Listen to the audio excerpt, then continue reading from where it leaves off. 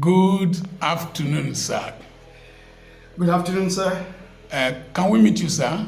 My name is Apoki Jude Kakpovia. Apoki Jude Kakpovia. Where are you based, sir? I'm currently in Canada, but I was born and raised here in Nigeria. Okay, so how do we connect? Well, the easiest way to connect with me is either through my social media handle. No, how do you come to connect with me? Oh, Dr. Charles Apoki. Dr. Charles Apoki. Yes, sir. Yes, that's your exact name. You're my senior in government college. I didn't get to see you in government college, but we have that connection of attending government college usually, at different times. Yes. And I've followed you online for a long time, and I kind of showed interest. I was intrigued by most of the things you do. I'm intrigued by your wisdom, your knowledge, and I was very, very interested in knowing you in person. And then I started relating and reaching out to you privately, and we connected, and it was magical. And since then, we've never looked back. We've been so close. We've talked about a lot of things. We've communicated privately. We've come there on inbox. We've kind of shared family and individual talk, and you're just like my big brother right now. Thank you so much. And then you spoiled me yourself, Obo and Mr. Good. You spoiled me at Asaba. Took me out, collected me from the airport and took me out. Thank you so much. You're welcome. So are there any things you have learned? We spent about how many hours? About 4 hours together. Well, that's just today. Yesterday we spent about 3 hours together. Okay. And then today we spent about another 4 hours together. Okay. And that is a lot of time to spend with you. Okay, sir. Because you are a moving encyclopedia. Your wisdom is just second to none.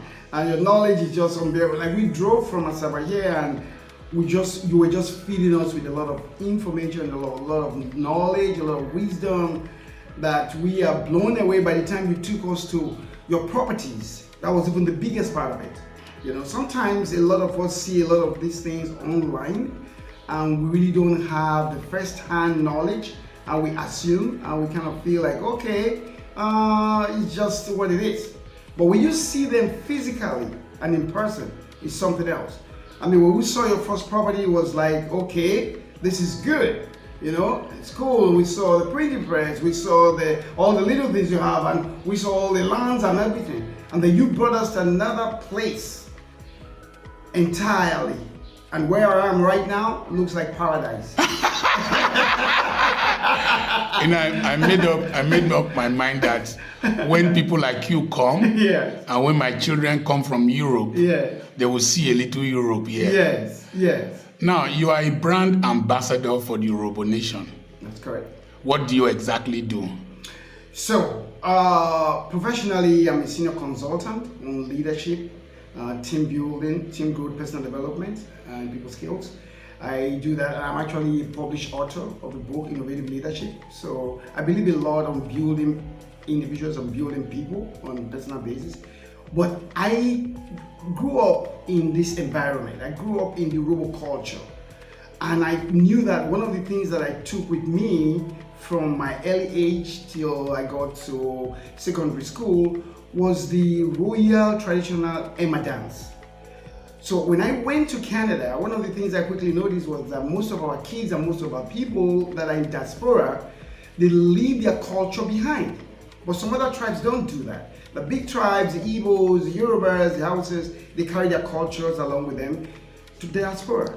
And I was thinking, what can I do in my little space to build and encourage and be an ambassador of my cultural heritage?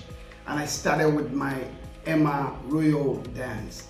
And I've been building that globally, and it's gone viral. And now I'm globally known doing that and building the culture and encouraging the young generation to understand and love the culture, because that's all we have. We have a rich culture in Yorubaland, and a lot of us just kind of leave it behind and focus on the new things that are happening. We have to take our culture along with us. So I'm proud of that. You were in Calgary recently, or where did you do the dance recently? Yes, my most recent dance was done in Calgary, Alberta, in Canada. That was about 4 weeks ago.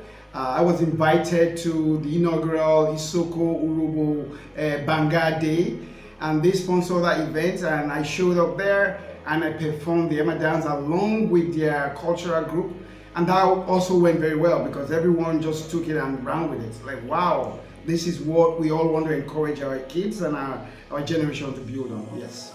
Thank you so much. So I speak on social media. People think that we are doing these things just for viewership. So can you relate my person on social media to what is on ground? Yes, I can.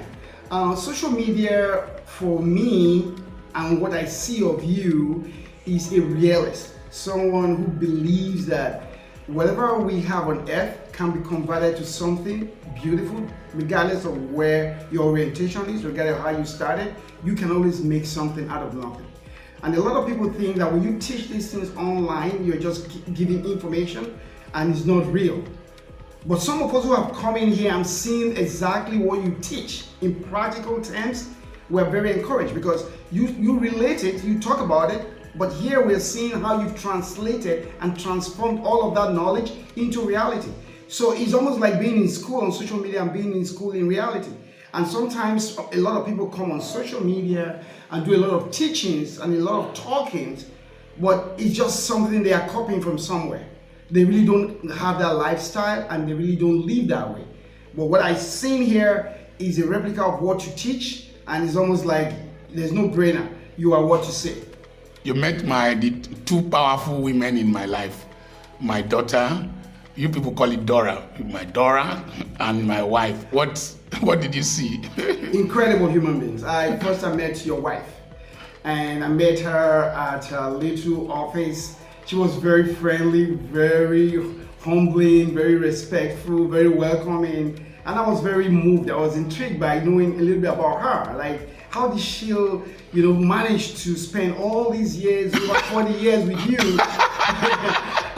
Troublesome man. And build this empire together. Crazy man. Yeah, I was really very moved, and I really thanked her for everything she's done, and she really lived up to exactly what you said. She's just someone who knows you more than everybody else. Yes. She understands you, and she knows what you need. She knows what is important to you, even when other people don't. She knows how to relate with you. Like this background now, she deliberately put it because she knows I will be doing videos here. You see that? And she's more like a real partner, a friend. I've never seen anything like that with most people, because when you see someone's wife, most times you see them just playing the wife role.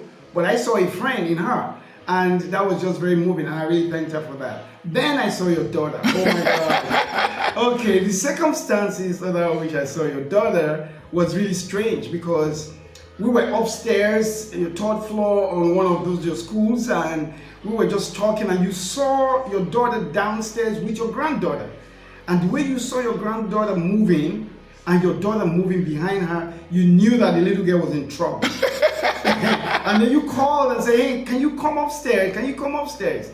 And she came upstairs, and you introduced her to me, you introduced her to my friends, and you said, I can tell because I know you.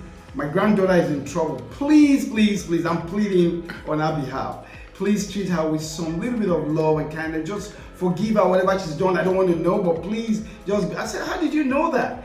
And the mom said, yes, she's in trouble. I was actually going to discipline her. And I'm like, wow, this family really know themselves very well. I just met your wife. She just exhibited that same characteristic. Yeah, I'm meeting your daughter under the circumstances where you're actually telling the world that my daughter, I know her, what I'm seeing of her, she's going to discipline that girl properly. And I'm like, this is good. I wish the rest of us can know our families better that way. I'm very impressed. Thank you so much. Yes. And the whole of the discipline centered around academics. So we have about 2 B's in our family: the Bible, books, and business. We don't play with the 3 B's. And we'll always expect the best from each of us in academics in particular. Kakpo, yes. Thank you so much.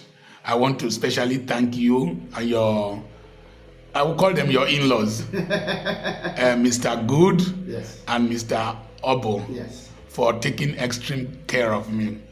I can't retaliate the way Idi Amin wanted to retaliate in terms of how he was treated. But I pray that we'll have more time, spend more time together, and we will have fun. God bless you, sir. Safe trip. I remain Dr. Charles, Apoki.